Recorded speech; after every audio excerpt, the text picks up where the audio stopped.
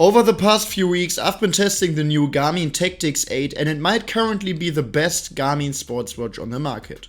Now let's get one thing clear right from the start. The Tactix 8 is expensive. Very expensive. So if you already thought the Fenix 8 came with a hefty price tag, well, you'll need to put down between $1,300 and $1,400 to call this watch your own. However, for those who are seriously interested in this watch, the price will likely be a secondary concern either, whereas their top priority will be functionality, and the Tactix 8 absolutely delivers in that regard, as this is more than packed with incredible features. In this video we will discuss all of those features, the pros and cons of the watch, how it compares to other watches like the Fenix 8 or Enduro 3, and who, despite the price, it might be the right choice for. So let's get started and have fun. First, let's talk about what exactly the Garmin Tactix 8 is, because essentially it's just the Garmin Fenix 8 with additional tactical features, hence the name Tactix. So everything the Fenix 8 can do, the Tactix 8 can do as well, plus a few additional extras. I've already published a detailed review of the Fenix 8, which I'll link again in the video description below. Now I don't want you to get bored watching this video, so I won't go over all of these impressive features again in this video. We will just cover the highlights as well as, of course, all the additions. One of the additions of the Tactix 8 is the night vision mode. We already know the redshift mode from the Fenix 8, but night vision mode is not only designed to reduce eye strain in the dark, but can also be used with night vision devices specifically. The flashlight, which you'll find on this watch as well, can also be switched to a green light that optimizes it for use with night vision equipment as well. The Tactix 8 also comes with a stealth mode. This disables the GPS module and all wireless communications, meaning your GPS position will no longer be stored or shared and all forms of communication will be turned off. You can still start activities to monitor time, pace, altitude and location, but this information won't be saved on the watch. Fittingly, the Tactix 8 also includes what's called a kill switch or emergency reset. This is simply a command that allows you to quickly reset the watch, delete all stored data and return it to factory settings. This can be useful if you work in a position where the information stored on your watch could be considered sensitive. In training mode we also get some brand new sports profiles, especially the rucking activity, where you can input the weight of your backpack, which is then factored into calorie burn calculations, for example.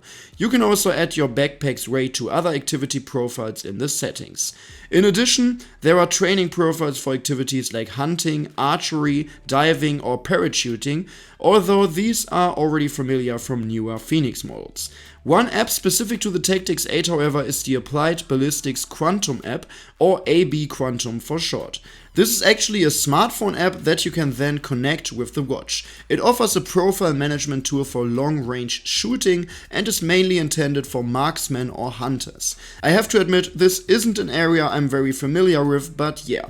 The AB Quantum app offers a free version as well as several paid packages with additional features. Garmin also offers a version of the watch called Tactix 8 Solar AB Elite, which already includes the Elite package of the app. This version is currently priced at around $1,600, making it even more expensive. For those using the watch flying a plane, the watch also offers a special weather forecast that, in addition to the usual weather data, also provides information on wind conditions, visibility and air pressure.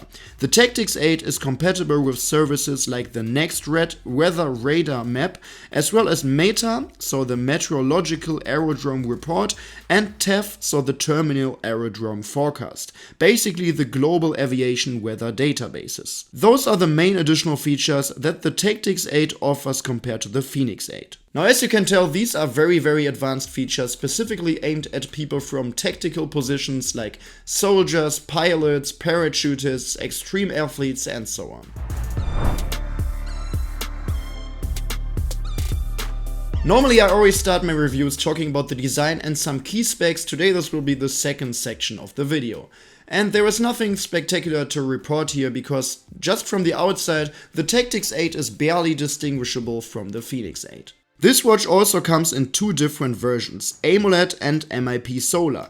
The AMOLED model is available in two different case sizes with 47mm and 51mm, while the Solar version is only offered in the larger 51mm option. I personally have both versions here, the 47mm AMOLED version and the 51mm MIP Solar version. One difference compared to the Fenix 8 is that the AMOLED variant of the Fenix also comes in a 43mm model, and the MIP variant at least has a 47mm version too. Other than that, the Tactix 8 shares the same dimensions as the Fenix 8. The larger 51mm version, for example, is 14.7mm thick in the AMOLED version and slightly thicker at 15.4mm in the MIP model. The weight also differs slightly, coming in at 92 and 95 grams respectively. Overall, the watch is definitely not the lightest, but given what it's designed for, that should come as no surprise. It's extremely rugged and perfect for outer use or tactical operations. The casing is made of titanium, the display is protected by sapphire glass, and overall the build quality is very high. The watch is also suitable for diving up to a depth of 40 meters. The display is 1.4 inches for the 51mm model, just like the Fenix 8, and the resolution is the same as well. 454x454 pixels for AMOLED and 280x280 pixels for MIP. I find both display types very impressive. AMOLED excels indoors, it's noticeably brighter, more colorful and offers higher contrast here. The MIP display on the other hand performs especially well in direct sunlight as it reflects sunlight effectively. Plus, the MIP model has a solar charging lens that helps extend battery life when used outdoors, more on that shortly. One feature exclusive to the AMOLED model is the redshift mode, where everything on the display is shown only in red and black to support night vision. However, as discussed earlier, the Tactix 8 already offers a dedicated night vision mode for both AMOLED and MIP models. As I mentioned earlier, I won't be going over all of the features of the Tactix 8 because first of all, this would easily take more than 1 hour and I don't want to steal that much of your time, and besides that, many of the features are identical to the Fenix 8, which already offers an incredible range of functionalities. That said, let's still highlight some of the key features. In the health section of the menu, you'll find the most important health metrics for the day. This includes Garmin's well-known body battery along with all the factors that influence it, like for example sleep. There is also a separate widget providing a detailed sleep analysis and a sleep coach that suggests an optimal sleep duration for the upcoming night. Heart rate, blood oxygen and step count tracking are of course included, and the HRV, so heart rate variability status, can also be calculated. If you go back to the main menu, you'll also find the training section, where all the training related widgets are grouped. This includes, for example, the training readiness widget, which breaks down all the factors contributing to whether you're ready for your next intense workout. In the training status widget, you'll also see your current training load, VO2 max, suggested recovery times and much more. Additionally, you have the Hill score and endurance score available during training. The Hill score indicates how well trained you are for uphill running, and the endurance score is essentially a cross-sport VO2 max value. During workout tracking, you once again get Garmin's full suite of detailed metrics. There is virtually nothing you can't record with this watch. It covers all the basics like distance, pace and heart rate, as well as advanced metrics like ground contact time, vertical ratio, running power and much more. Also included again are the live stamina metrics, which show your short-term and long-term energy reserves during training, as well as advanced features like Pace Pro to help plan routes and pacing strategies, and Climb Pro for managing effort on uphill segments. As for smart features, the Tactix 8 includes voice assistant support, allowing you to use Siri, Bixby or Google Assistant depending on what you use on your smartphone. You can even issue a few offline commands such as setting a timer or starting and stopping a workout. Thanks to the built-in speaker and microphone, you can also make calls or play music directly from the watch. Plus, you can store music locally on the device, meaning you don't need an internet connection here. Finally, Garmin Pay is also available for contactless payments directly from the watch. Just like the design, the construction and many of the features, the battery life of the Tactix 8 is also exactly the same as for the Fenix 8. As mentioned, I have the 47mm AMOLED version and the 51mm MIP solar version. The former lasts up to 16 days in regular everyday use, or up to 7 days if you use the always on mode. The 51mm MIP variant on the other hand lasts up to 30 days or even up to 48 days under optimal solar conditions. When using multiband GPS, the smaller AMOLED watch offers up to 35 hours of battery life, while the larger MIP model provides up to 52 hours or up to 65 hours with solar.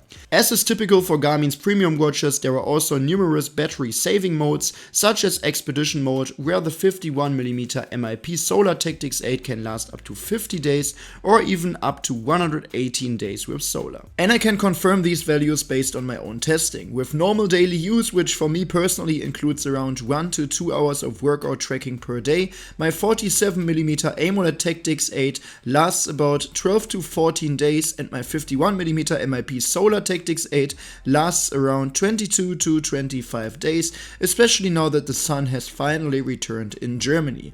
But no matter which model you choose exactly and how much sun you have around, the battery life is absolutely outstanding in any case.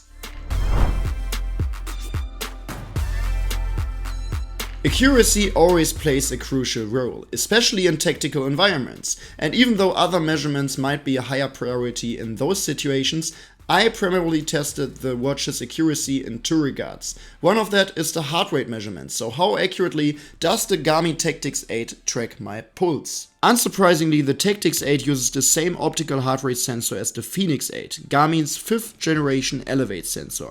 Since the design, much of the software and the sensor are identical, I expected similarly accurate heart rate measurements. And that was also confirmed in my tests. Here you can see a running session directly compared to a chest strap, and as we can see there are hardly any differences between the watch and the chest strap, just as it should be. Even the average heart rate differs by only about half a beat per minute. However, to be fair, it's also true that the Tactix 8, just like the Fenix 8 and really almost all other sports watches as well, is inaccurate when it comes to strength training or other types of exercises that are harder to track. As we can see here, there are noticeable deviations compared to the chest strap, which results in the average heart rate being off by around 7 beats per minute. The watch performs similarly to the Fenix 8 in this regard, as I had suspected. Overall, I'd say it's slightly more accurate than other sports watches, but for strength training or similar activities, I would personally still rely on a chest strap. It's also important to know how accurately the Garmin Tactix 8 tracks GPS data, at least if you're not using the stealth mode. Here too, the Tactix 8 offers multiband GPS, and for navigation you get Garmin's typically detailed topographic maps, along with all the usual navigation features like round-trip routing and up ahead. In my experience, the watch is very accurate when it comes to GPS tracking. During my running and cycling sessions, it tracks my route accurately and doesn't cut any corners. I also like to do a specific test in the forest where I go back and forth on the exact same narrow trail, and with the Tactix 8 you can clearly see how GPS tracking on a sports watch should look like. The outbound and return paths lie perfectly on top of each other. Some sports watches show significant deviations in this kind of scenario. The Tactix 8 on the other hand is extremely precise, and in general, based on my experience, GPS accuracy has always been one of the major strengths of Garmin's premium sport watches.